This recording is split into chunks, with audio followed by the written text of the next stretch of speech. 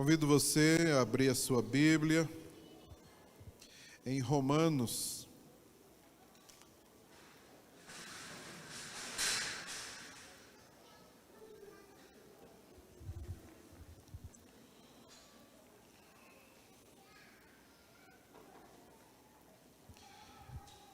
A carta que o apóstolo Paulo escreveu aos Romanos, no capítulo 1,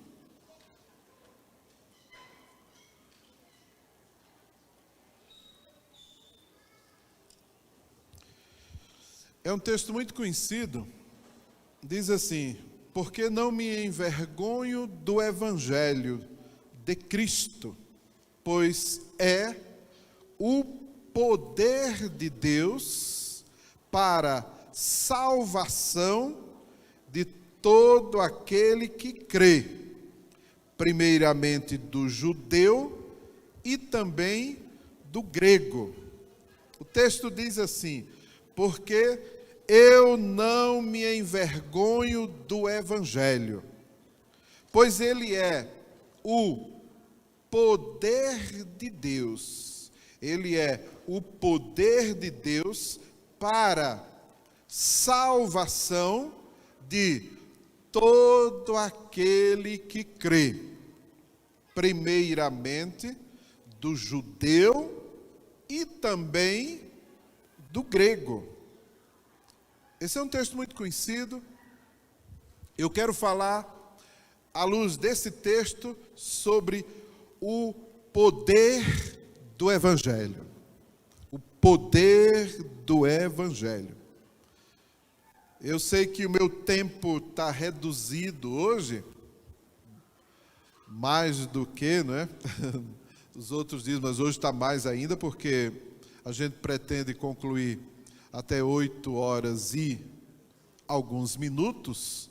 Então a gente tem tentado até 8h30, 8h20, então eu tenho uns 30 minutos, 40 no máximo, tempo suficiente para eu entregar para você uma mensagem que Deus colocou no meu coração, uma mensagem que é poder de Deus para a sua vida, meu querido, poder de Deus para a minha vida, poder de Deus para a igreja. É o evangelho, o puro e simples evangelho de Jesus Cristo. O poder do evangelho é algo impressionante na sua capacidade de mudança e transformação do homem. Quando o homem é confrontado pelo poder do evangelho e ele se rende ao evangelho, então começa um processo de implosão. É de dentro para fora, é uma implosão, vai abalar as estruturas do homem e vai provocar o que nós chamamos de conversão. Então o homem não suporta, quando o evangelho toca o coração do homem, ele não aguenta, ele não suporta, e o evangelho então vem com todo o seu poder de transformação, de mudança, e ele explode de dentro para fora e nos faz uma nova criatura em Cristo Jesus. E esse processo de transformação, ele, aos nossos olhos, parece que está demorando, mas Deus, a seu tempo, completa a obra que ele começou. Você entendeu isso? Então o evangelho explode e a gente entra num processo que nós chamamos de santificação. Aconteceu a conversão, porque a gente não suportou o evangelho que nos alcançou. Aí a gente disse sim, a bomba explodiu e o processo teve início. E é uma transformação integral, total. Ainda que a gente tente parar o processo, não tem jeito. Talvez a gente consiga segurar por um tempo, mas volta tudo de novo. E o Evangelho, que é o poder de Deus para a salvação de todo aquele que crê, vai continuar o seu processo. Aqueles que são tocados pelo Evangelho, são tocados pelo poder do Evangelho, eles nunca mais serão os mesmos. Não tem jeito. Ainda que ele queira, ainda que ele tente resistir, ele foi tocado. Ele foi marcado.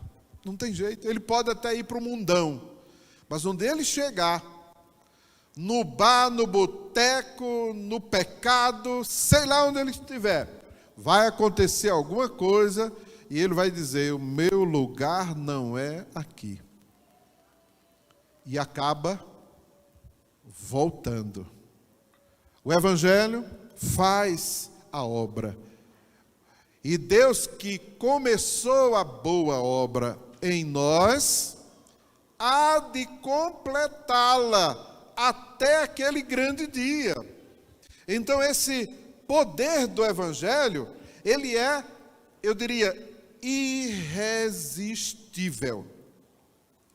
E esse poder do Evangelho provoca em nós a fé, provoca em nós esta semente que já foi plantada no nosso coração. Quando Deus nos fez, Ele nos fez com a predisposição para crer. E quando a gente crê da maneira correta, as coisas caminham rapidamente e a gente é abençoado.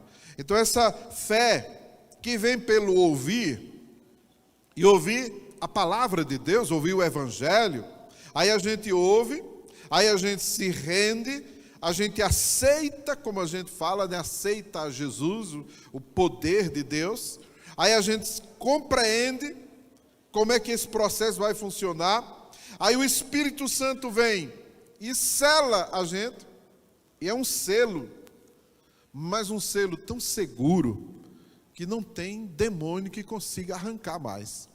O Espírito Santo de Deus vem e diz: selei esse. E a obra começa. Está selado. Não tem ninguém que consiga arrancar esse selo. Está selado.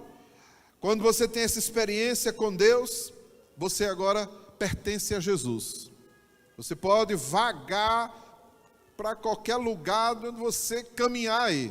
Você pode querer dar uma de brabo, de macho, e dizer: eu não quero. O Evangelho é o poder de Deus. E você não vai conseguir resistir. Aí entra num processo de santificação, já que a conversão é instantânea, é imediata, e o Espírito Santo vem e sela você. Aí começa um processo de transformação. E a gente vai crescendo. O poder do Evangelho, então, começa a transformar o nosso caráter. Aí a gente passa, então, a entender os planos e os propósitos de Deus para a gente. Aí a transformação operada pelo poder do Evangelho começa a alcançar a gente por inteiro. Corpo, alma e espírito. A obra é completa. Deus não faz nada pela metade. E esse poder, quando Paulo diz em Romanos 1,16, que diz assim, eu não me envergonho do Evangelho, porque ele é o poder. Essa palavra poder, que é traduzida aqui por poder, é dínamos. Dínamos, que forma a palavra dinamite. É uma explosão, é uma bomba, é o poder. Então esse dínamos é um poder que o texto grego, nos dias de Paulo, significava, quando se usava a palavra dínamos, queria falar de um poder moral, de um poder espiritual para realizar milagres. Então o dínamos era o poder para realizar milagre. Então os apóstolos, eles cheios do poder, era esse dínamos, o poder, eles realizavam milagres. Essa palavra dínamos, ela significa esse poder também de influência. Interessante, eu parei para estudar essa palavra e fiquei impressionado. Os homens ricos, poderosos, na época de Paulo, quando Paulo escreve a carta lá para os crentes que estão em Roma, ele usa essa palavra dínamos. Paulo está dizendo assim, ó, é esse poder de influência que o rico e afortunado tem. E eu parei para pensar, o rico e afortunado, eles têm um poder de influência na sociedade. Tem ou não tem? Tem sim.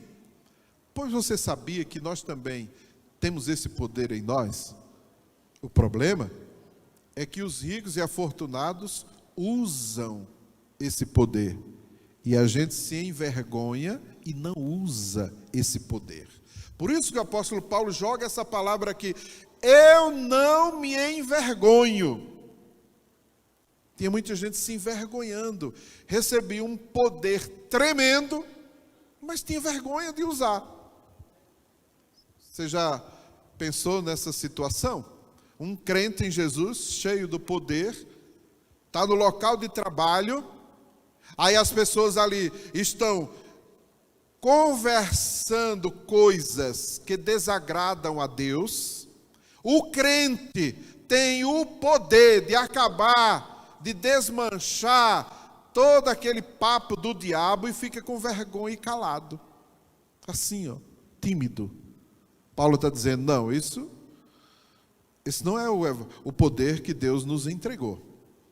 Esse não é o poder.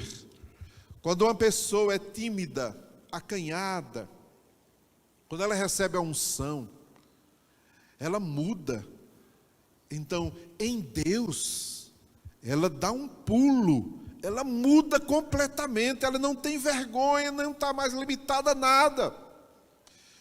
O Edir Macedo, no seu livro aí, deu até uma entrevista, ele diz assim, quem me conhece sabe que eu sou muito tímido, sou calado, bem discreto, mas, ele disse, no Evangelho eu sou um leão. A gente precisa entender que nós temos este poder em nós, meus queridos.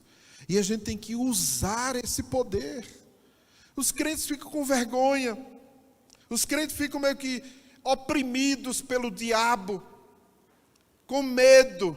Eu não vou falar porque a pessoa pode achar ruim. Eu não vou falar porque eu não vou dar o testemunho aqui porque eu tenho vergonha. Eu não vou... Paulo está dizendo, eu não me envergonho do Evangelho. Porque ele é o poder de Deus. Há um poder dentro da gente. E a gente precisa liberar esse poder. Essa palavra hoje é para você entender que tem um poder dentro de você. E você se preparar para liberar este poder onde você estiver. Você já pensou se os crentes começassem a, como uma dinamite, explodir com o Evangelho? Dentro dos ônibus, evangelizando as pessoas. Você já pensou, não, eu tenho vergonha. Eu não me envergonho do Evangelho. Porque no meu trabalho eu tenho vergonha. Na faculdade é proibido. Não sei aonde, não pode. Não sei o que. Meu irmão, tem uma bomba que vai explodir dentro de você. E não tem mais como segurar, porque já foi aceso o pavio. E você tem que entender isso. Explode com o Evangelho onde você estiver, meu irmão. A igreja precisa avançar. E só vai avançar explodindo desse jeito. O poder do Evangelho, então ele vai abrir a porta para que outros poderes comecem a se manifestar, a operar em nós.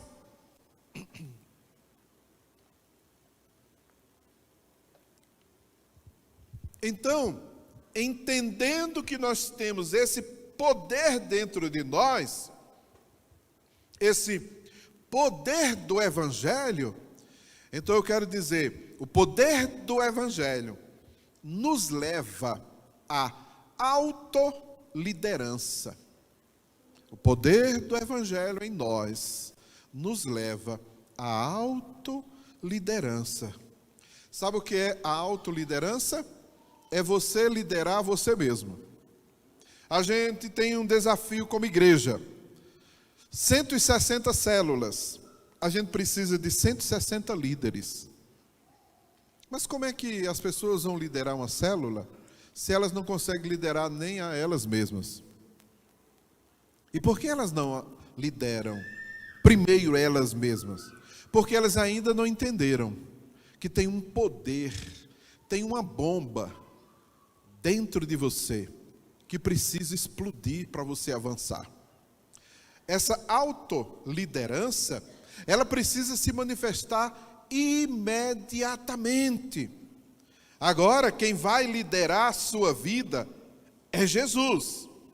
E os princípios dessa liderança estão nos evangelhos, na palavra de Deus, na Bíblia. Mas Jesus, ele não nos escraviza, ele não nos robotiza. Nós não somos robôs. Jesus está liderando a gente, mas ele disse para a gente, você é livre. Primeiro lidere você mesmo. Assuma a sua própria identidade e decida a sua vida. Jesus chegava para as pessoas e perguntava, você quer me seguir? Jesus esperava que a pessoa, no exercício da sua autoliderança, dissesse sim para ele. Já com o endemoniado gadareno, primeiro Jesus precisou fazer uma libertação, para depois tê-lo como discípulo.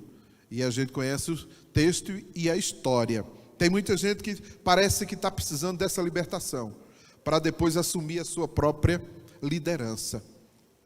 Se é esse o caso, meu querido, se prepare, porque Jesus traz libertação aos presos, aos oprimidos. Quem crê nisso, diga amém.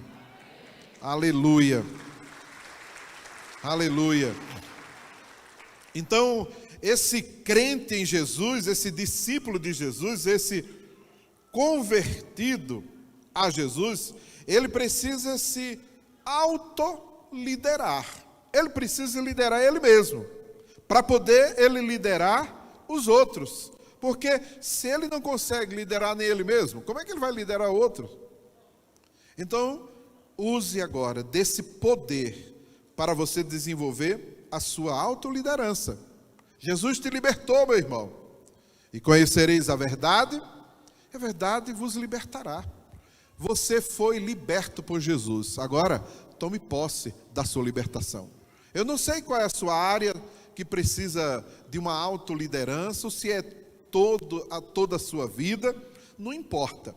Eu sei que você pode, e que Jesus já te capacitou para isso. Tem uma bomba que explode num poder irresistível, e você consegue sim liderar a você mesmo. Essa autoliderança, ela começa quando a gente aprende a dizer não. Tem gente com a dificuldade de dizer não. Não sabe dizer não ao diabo, não sabe dizer não às pessoas à sua volta, não sabe dizer não às más companhias, não sabe dizer não aos manipuladores, aos aproveitadores, aos exploradores, e estão sempre sendo escravizados. E eu quero dizer para você, Jesus já te libertou, meu irmão. Ele te libertou, e você precisa tomar posse dessa libertação. Uma vez liberto, você livre, agora você domina você, lidera você mesmo. E aí você vai poder dizer não aos desejos pecaminosos da carne. Você vai ter coragem para dizer não ao mundo, coragem para dizer não as amizades que são péssimas influências para você, a coragem de dizer não àquilo que atrapalha o seu propósito de vida, coragem de dizer não dentro do casamento, coragem de dizer não na família. Por que não? Você precisa liderar você mesmo. E se a pessoa que recebe um não vai gostar de você, já era para você ter dito isso há muito tempo. Porque esse não é libertador para você. Aprenda a dizer não. E quando eu estou falando isso agora, o Espírito Santo de Deus está ministrando na sua vida. E eu tenho certeza que vem situações e pessoas e nomes para você dizer: vou pegar fulano e vou dar um não. É um explorador, está abusando da minha boa vontade, da minha boa fé, quem sabe? Então se levante com ousadia, coragem e lidere a sua vida. Não deixe os outros dominar você, porque Jesus já te libertou, meu irmão. Quem crê nisso? Então, comece liderando você. Aprenda a dizer não. A autoliderança é também assumir a direção da nossa vida. Você precisa saber o que é que você quer da vida. Tem gente, 18 anos, 20, 30, 40, e não sabe até hoje o que quer da vida. Espera aí, tem alguma coisa errada? E se você já conheceu o Evangelho, agora você sabe o que você quer para a sua vida, meu querido. A autoliderança é assumir a direção da nossa vida. Você precisa saber o que você quer da vida. Muita gente vive cocheando entre dois caminhos. Parece que está nos dias de Elias. E o povo cocheava entre dois caminhos. Tem gente que um dia quer, no outro dia já não quer mais. Um dia ele quer ir para a célula e quer ser o crente mais dedicado. Na outra semana, já era. E o líder fica sem saber o que fazer com ele. Não dá para botar ele na liderança de uma célula, porque ele um dia está em cima, no outro dia está embaixo, e passa um ano, 2, 10, e ele continua do mesmo jeito. Tem alguma coisa errada aí, meu irmão? E não é com o Evangelho, é com você que não decide o que é que você quer da vida. Então você tem que decidir. Um dia a pessoa está querendo fugir do Egito. No outro dia está reclamando de Moisés e quer voltar para o Egito.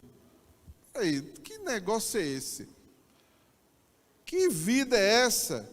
O que é que você quer afinal? Nós precisamos saber o que a gente quer para nós mesmos. Isso é autoliderança. Quem sabe o que quer da vida, conquista mais rápido.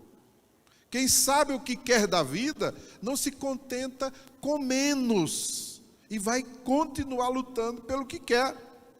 Mas se a pessoa não sabe o que quer, vai fazer o que da vida? Quem não sabe o que quer, qualquer coisa tá bom.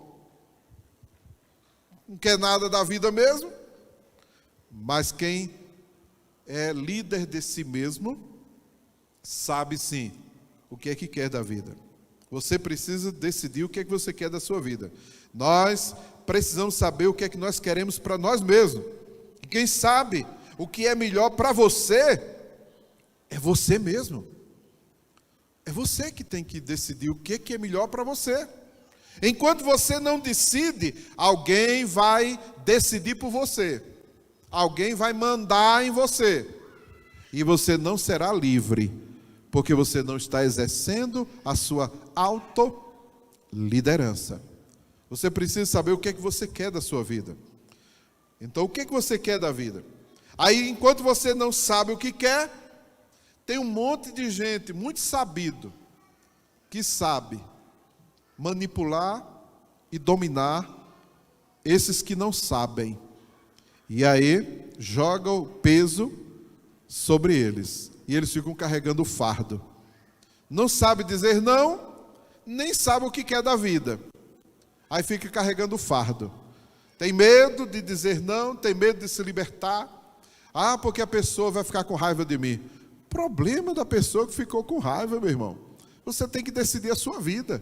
Ah, mas se eu não emprestar esse dinheiro, ele vai ficar com raiva. E problema dele. Ah, mas se eu não der isso, se vire.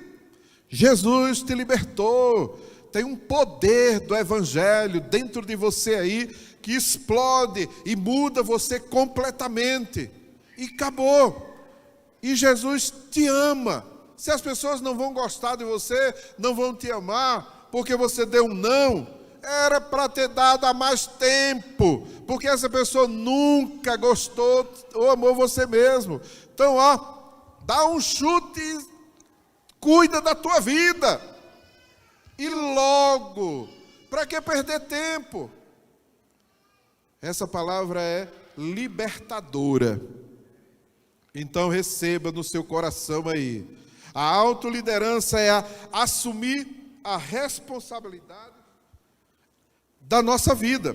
Nós somos responsáveis por nós mesmos. Nós somos responsáveis. A gente não tem que culpar ninguém. Todo mundo assistindo aí a novela Gênesis e viu lá a situação de Adão e Eva no paraíso e pecaram. E aí Deus vai procurar o homem e a mulher e acha Adão. Adão, foi que houve? Você está se escondendo de mim? Não, Senhor, é porque... Aí ele vai e diz, Deus diz, comeste da árvore que eu disse que não comesse, do fruto? E aí ele diz, a mulher que tu me deste. Ô cabra frouxo. Tem um monte de gente assim. Joga a culpa nos outros. Joga a culpa na mulher. Tem discípulo assim. Eu já ouvi testemunho. Eu me desviei porque também o meu líder não ia atrás de mim. Não, sem vergonha. Vocês... Não é assim que diz, né? Vocês entenderam, né? Então não venha culpar ninguém, não. Ah, não, é porque eu me desviei, porque eu não recebi uma visita de... Que visita de quem? Você recebeu a visita do cão e foi com ele. Aí quer botar a culpa nos outros. Quer botar a culpa no líder. Ah, porque o líder... Não. Assuma a responsabilidade das suas decisões. Assuma a responsabilidade da sua vida. Não transfira para ninguém. Nem jogue o Mateus para o outro embalar. Porque quem deu a luz a Mateus, que o embale. E não jogue a cruz para o outro. Você entendeu isso? É problema seu. Não é dos outros. Isso é autoliderança. Assumir as responsabilidades. Então assuma a responsabilidade da sua vida, meu irmão. Você entendeu essa palavra? Quem concorda com ela? Quem acha que tem que transferir a culpa para os outros dos seus erros? Dá um amém aí. Ninguém, né? Deixa eu dizer uma segunda coisa para eu caminhar para o fim. Poder do Evangelho nos leva a mudar maus hábitos. O poder do Evangelho nos leva a mudar maus hábitos. O poder do Evangelho nos leva a assumir, conquistar e nos disciplinar para termos novos hábitos. Hábito é a maneira usual de ser, fazer, sentir. Hábito é um costume, uma regra, um modo, uma maneira permanente e frequente de se comportar. Hábito é uma maneira permanente e frequente de se comportar. É uma mania. Quando você se converte, o poder do Evangelho explode em você e muda os velhos hábitos e costumes. Então, quando você se converte, muda hábitos, costumes. E aí você assume novos hábitos, novos costumes. Você tem que mudar hábitos na sua vida quando você se converte. E mudar hábito não é fácil. Existe um poder por trás de cada hábito. Sabia disso? Existe uma regência por trás de cada hábito. Essa regência pode ser até espiritual, pode ser até demoníaca. E a gente precisa se libertar disso. Tem hábitos, maus hábitos, que têm legiões específicas de demônios que dominam a pessoa. E se você quiser saber mais desse assunto, vai lendo, vai pesquisando, vai vendo na Bíblia, vai vendo as obras da carne, para você entender por que que a gente não consegue quebrar determinados hábitos. E luta, e daqui a pouco ele está voltando. E daqui a pouco luta de novo e lá vem ele de volta. Por que que ele vai e vem? Por que que esse demônio volta? Então a gente precisa parar para entender e ver o mundo espiritual. Então, mesmo que sejam demônios, principados, potestades que estejam por trás dos nossos maus hábitos, eles serão expulsos pelo poder do Evangelho. Então, converter-se é mudar hábitos. A conversão nos leva à santificação. E santificar-se exige mudança de hábitos, substituição de hábitos. Já que dizem os estudiosos que um hábito, para ser mudado, ele precisa, na verdade, ser substituído. Tem um livro, O Poder do Hábito. E aí ele usa a técnica de substituição de um hábito ruim por um hábito saudável. Então, segundo esse autor, ele diz que, do livro O Poder do Hábito, ele diz que o hábito é um caminho criado pelo cérebro para atingir o prazer, e sempre pela lei do menor esforço. Ele acontece em 3 etapas, 3 fases. A fase primeira é chamada de a deixa, ou um gatilho. A rotina, que é a repetição daquela atitude, e a recompensa. E a recompensa, eu estou olhando para cá porque o esboço foi para o David e eu não sei se estava passando, e aí se tivesse eu ia só lendo com você, né? Mas que bom que não está passando, que eu acelero aqui. Então esse hábito ele é formado por um gatilho, a deixa, por uma rotina, você repete aquilo, e por uma recompensa. Então vamos ilustrar com um jovem. Um amigo dele, péssima amizade, oferece droga para ele. A curiosidade matou o gato. Aí ele diz: não, esse negócio, não, rapaz, só um pouquinho. Aí ele experimentou. A droga vai direto no cérebro e provoca uma recompensa prazerosa. E o prazer ficou lá. Aí, ele fez isso uma vez, mas o amigo volta no dia seguinte. E aí, tem outro daquele. Ele lembra da recompensa. E o cérebro manda nele. E ele pega de novo. Aquilo virou uma rotina. Mas tão rápido. Você provocou um prazer no cérebro. Ele quer você lá de novo, no dia seguinte. Isso cola, virou o hábito. Agora já não tem mais o amigo, mas tem a lembrança no cérebro. aquele prazer, o próprio cérebro luta contra a vontade e manda você ir atrás dela. Aí eu sinto necessidade daquela recompensa, daquele prazer. Aí ele vai voltar ao início e vai atrás daquilo que provocou aquele prazer. E aquilo virou uma rotina. Acabou, é um hábito. E como é que vence isso?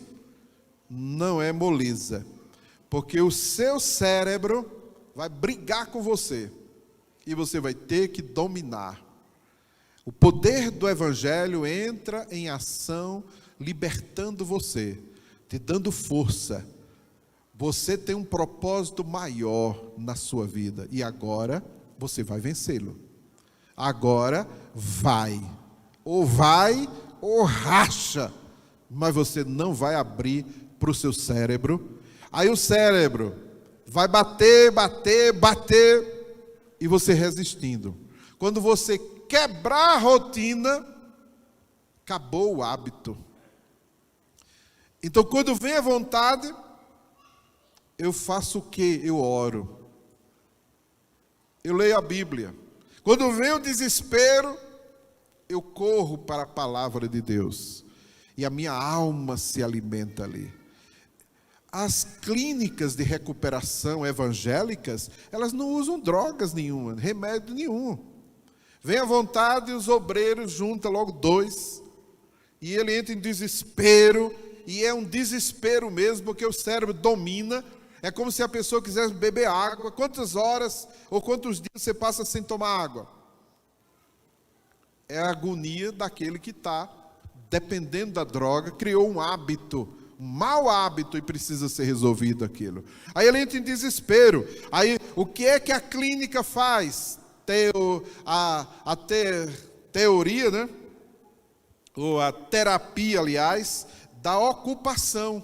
Ocupa você com outra coisa. Então bota você para capinar, para suar, para se exercitar. E aí vem o desespero, oração, e você busca essa ajuda, e você quebra a rotina. Em 1 mês, quebrou a rotina.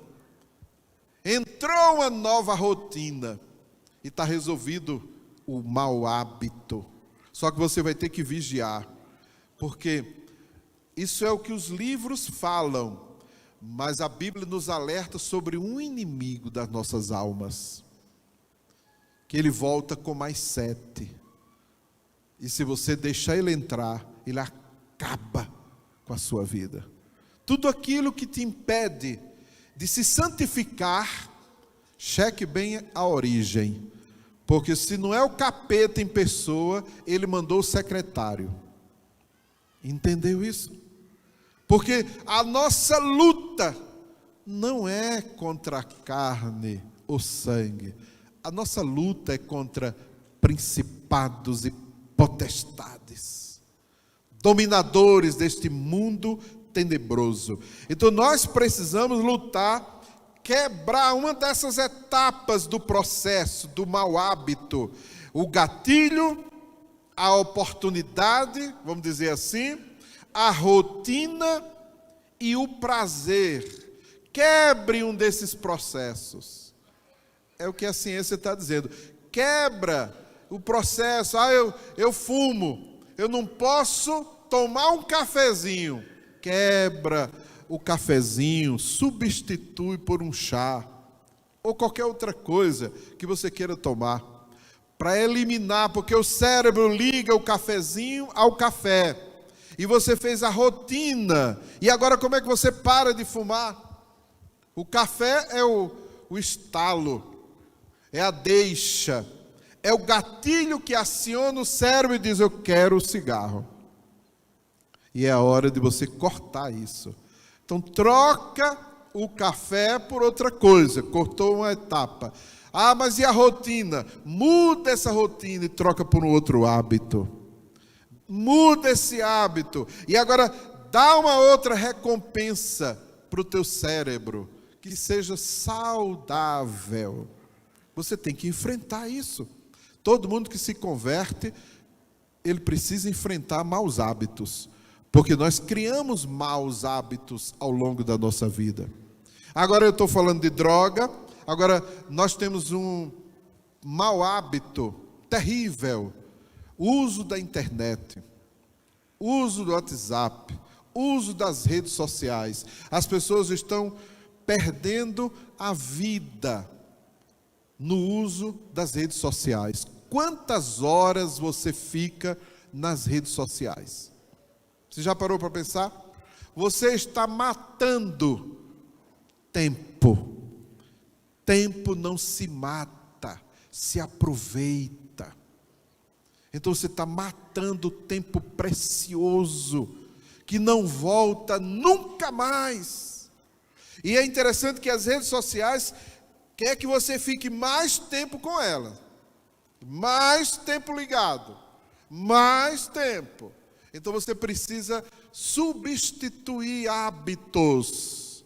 Ah, mas eu quero usar o computador. Ok, então use fazendo um curso online. Use fazendo a leitura de um livro que vai te edificar. Então dá um jeito. Se esforce. Não tem moleza. Você precisa lutar. Então você tem que quebrar um desses pontos aí para você ter uma nova vida. Quem se converte tem que estar todo domingo à noite na sua igreja. Ele tem que criar esse hábito. Todo domingo na igreja. Você se converteu numa célula, então não perca uma célula toda semana. No dia que não tiver célula, você procure uma para visitar. Mas dê um jeito. Não quebre este hábito, porque esse hábito está edificando a sua vida. Entendeu aí? Então, tem hábito, lê a Bíblia todo dia, orar todos os dias. Então, separe o horário que você vai fazer isso, porque naquela hora o seu cérebro vai lembrar, porque ele tem prazer na lei do Senhor. E na sua lei, medita de dia e de noite. Está lá a palavra de Deus nos ensinando. Aí o cérebro associa uma coisa boa, agradável, saudável, e você cria um novo hábito e você se edifica. Quem entendeu isso? Todos nós temos hábitos e nem todos os nossos hábitos são bons, são saudáveis, são santos, quem sabe. Todos estamos num processo de santificação, lutando contra o pecado. Está lembrado da frase do encontro? Não somos pecadores lutando para ser santo. Somos santos lutando contra o pecado. Então deixa eu dizer uma coisa para você, meu irmão. Se você não está sendo tentado, é porque você já caiu na tentação. A questão não é você ser tentado. A questão é você ceder à tentação. E uma vez que você cedeu, o problema é ficar caído. Então se levante. Porque Deus te deu um poder para resistir. O poder do Evangelho. Substitua o seu mau hábito por um bom hábito. E faça disso uma rotina. Até criar de novo um novo hábito. E você vai viver saudável. Dá um amém aí. O poder do Evangelho nos torna novas criaturas. O poder do Evangelho nos faz novas criaturas. Esse poder, ele vem para nos fazer essa nova criatura. Esse poder do Evangelho nos dá a força que a gente precisa para vencer. Então ninguém pode dizer que foi tentado mais do que pode suportar. Porque antes, com a tentação, o Senhor dá o escape, para que possais suportar. Então todos podem e devem suportar e vencer a tentação. Esse poder do Evangelho, ele nos transforma em novas criaturas. E aí, as coisas velhas vão ter que passar. E agora, tem tudo que vai ter que ser feito novo nas nossas vidas. 2 Coríntios 5,17. Texto muito conhecido. O que é que diz o texto? 2 Coríntios 5,17. Quem está em Cristo? Nova criatura é. As coisas velhas já passaram. Eis que tudo se fez novo. É Jesus que faz essa obra. É o poder do Evangelho em nossas vidas.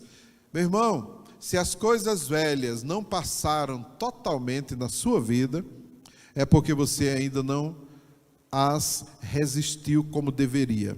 Se você não tem uma nova vida hoje, a culpa é sua e não do Evangelho.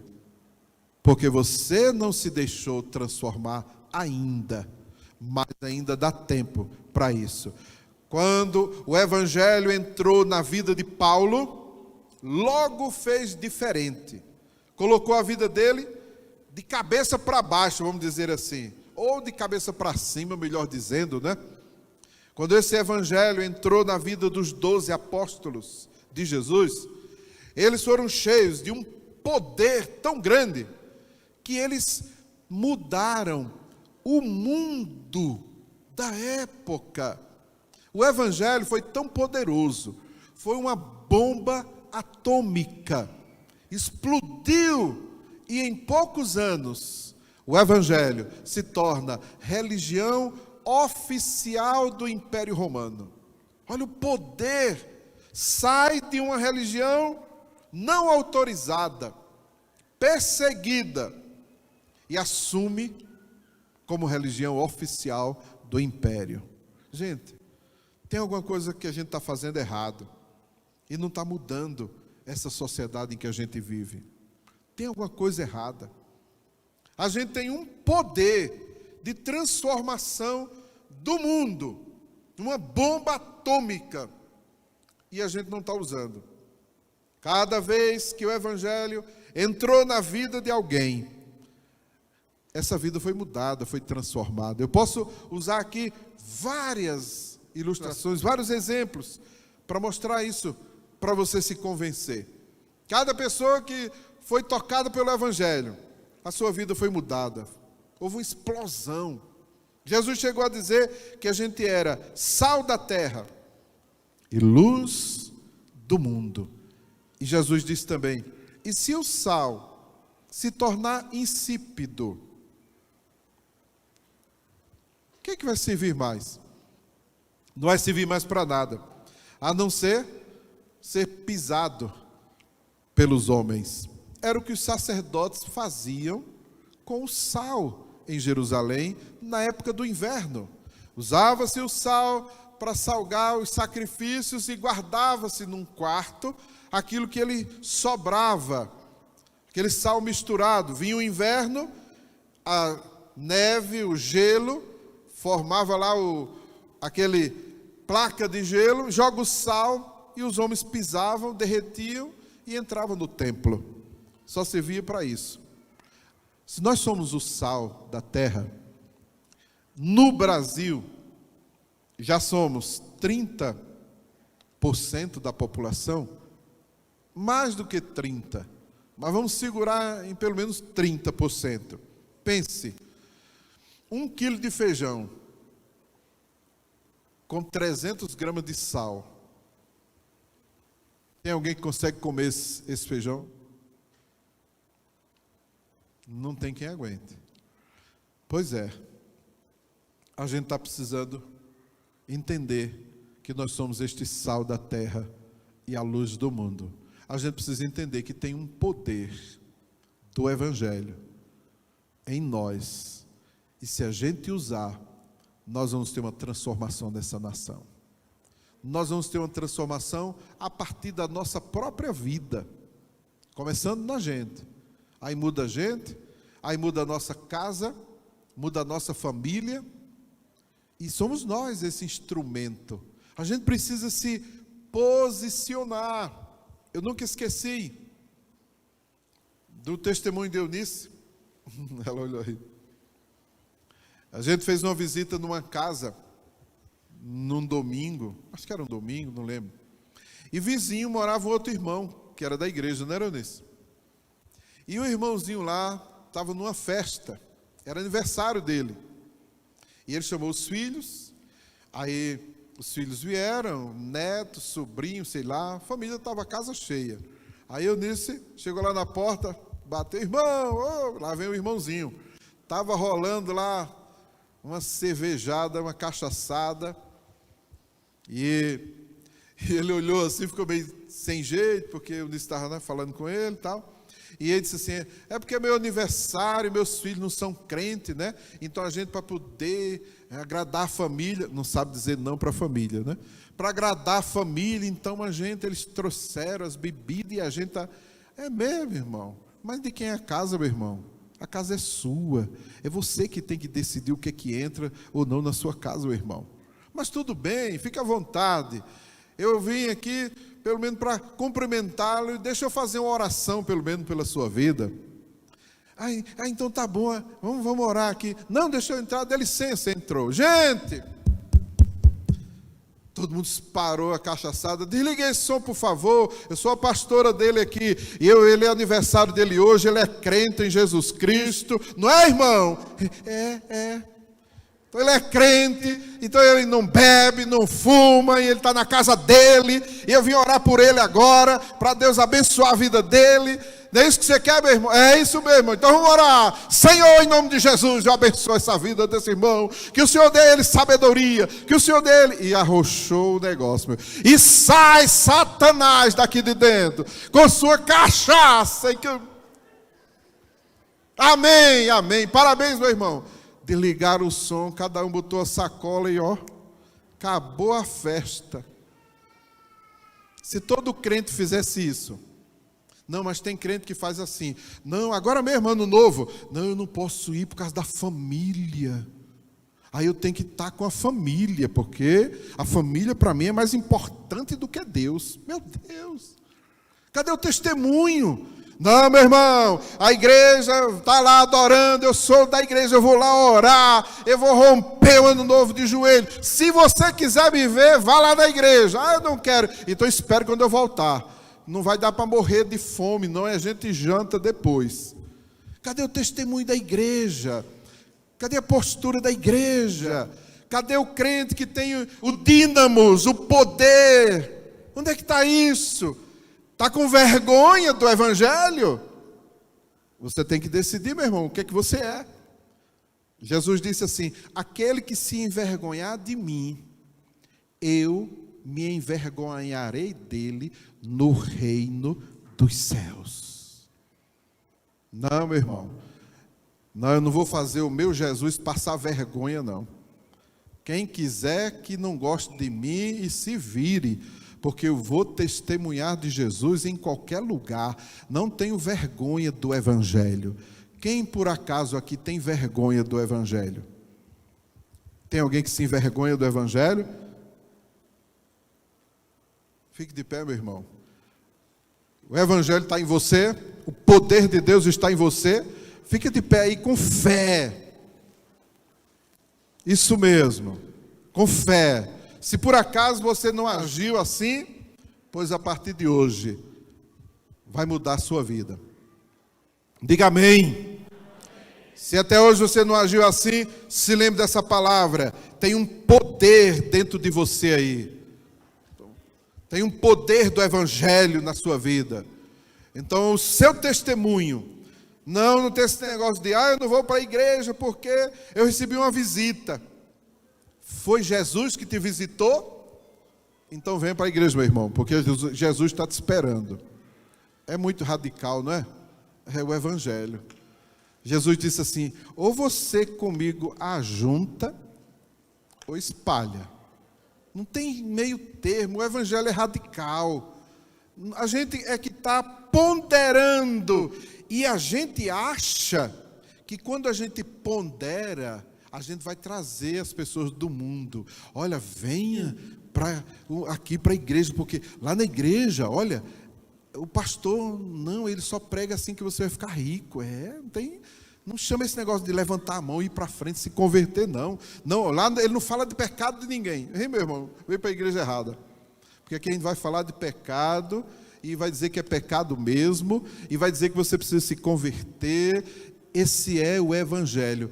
Meu irmão, pelo amor de Deus, não queira dourar a pílula, porque para agradar os outros, agradar parente, aderente, vizinho, amigo, filho, irmão, não resolve. Ou você é, ou você não é.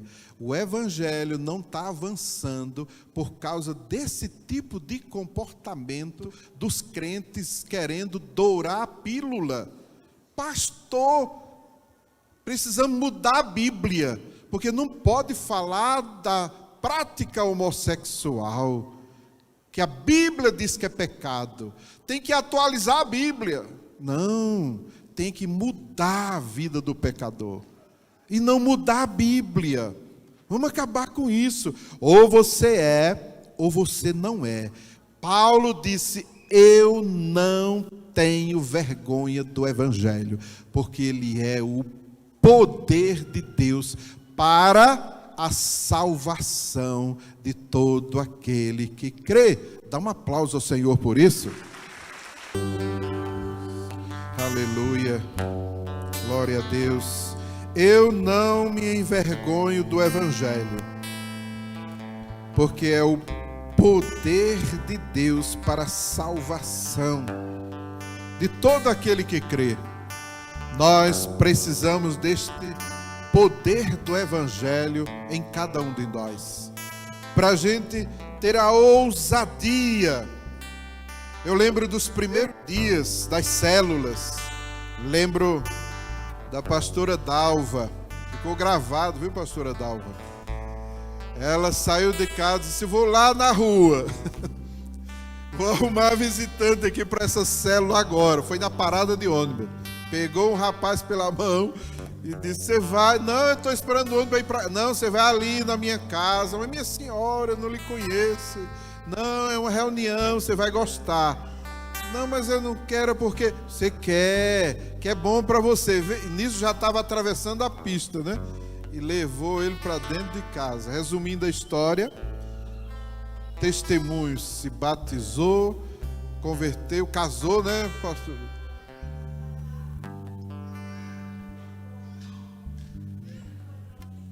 Foi, mas se converteu, está em Sobradinho 2, como é o nome dele? Alexandre. Então, esse poder do Evangelho está dentro da gente, a gente tem que usar. Olha, eu quero orar por você. Se você por acaso sente vergonha e quer uma libertação, eu não vou chamar à frente para não aglomerar, não é? Mas onde você estiver, levante sua mão, porque eu vou orar por libertação, para você romper com essa vergonha, com esse acanhamento, ainda que seja o seu temperamento, mas você decidiu romper com isso. Deus vai te dar essa ousadia, essa intrepidez, porque crente cheio do Espírito Santo tem essa ousadia, esta intrepidez. Pedro, antes de ter aquele encontro com Jesus, estava escondido, um monte de apóstolos com medo. Depois que eles recebem o sopro do Espírito, eles enfrentam as autoridades e dizem: não tenho vergonha não, e não vou deixar de falar das coisas que eu tenho visto e ouvido. Você pode bater, você pode me surrar, você pode botar na cadeia, você pode...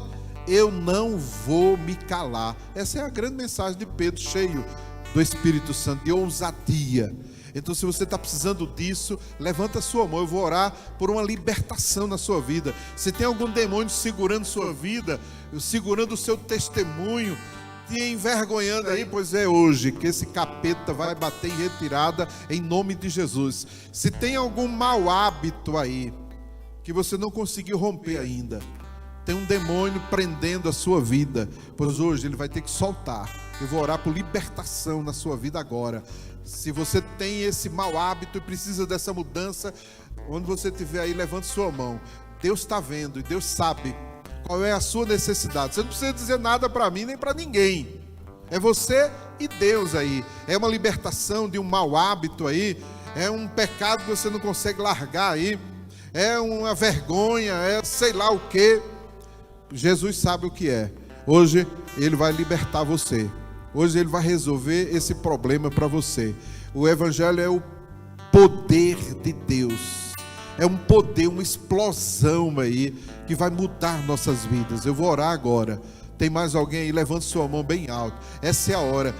Deus está vendo. Deus está vendo você. Deus está vendo a sua necessidade. Deus está vendo o seu coração. Então é agora. Não tenha vergonha. Levante sua mão bem alto e diga: eu quero essa libertação na minha vida. Comece a orar. Fale para Deus agora qual é a sua necessidade. Fale para Deus. Fale qual é a sua necessidade aí. Porque eu vou orar e declarar o amém exatamente em cima da sua necessidade.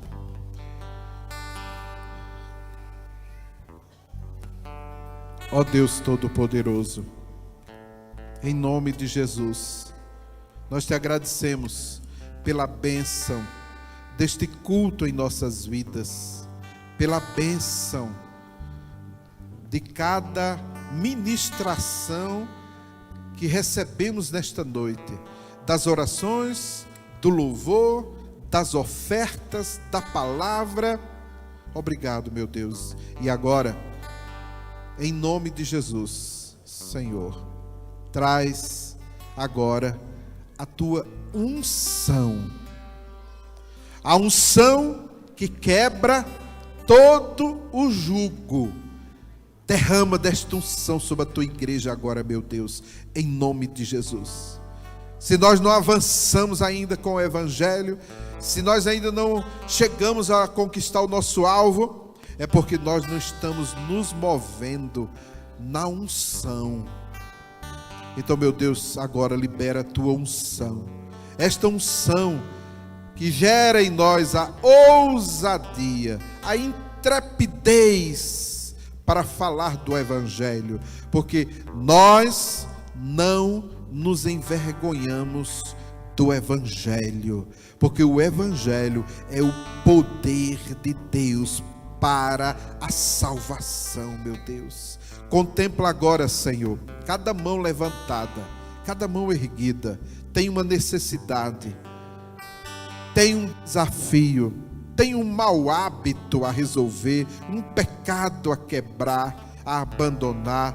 Cada mão levantada aí, meu Deus, tem uma necessidade e o Senhor conhece os nossos corações. E agora, meu Deus, na autoridade do nome de Jesus Cristo, nesse nome há poder. Eu declaro agora, meu Deus, em nome de Jesus, que venha uma unção poderosa para quebrar todo jugo. Eu repreendo toda obra de Satanás na vida do teu povo, meu Deus. Eu repreendo esse demônio que está mantendo este mau hábito. Eu repreendo esse espírito maligno que está agindo aí, prendendo vidas. Eu repreendo esse demônio, esse principado, essa potestade. Eu ordeno agora, sai em nome de Jesus. E vem agora unção que quebra todo jugo e dá a ousadia, dá a intrepidez para falar do poder do Evangelho do nosso Senhor e Salvador Jesus Cristo, em nome de Jesus. Amém. Amém. Amém. Glória a Deus. Aleluia. Aleluia. Deus abençoe a sua vida, meu querido. Uma semana de bênção, de sucesso, de conquistas em nome de Jesus.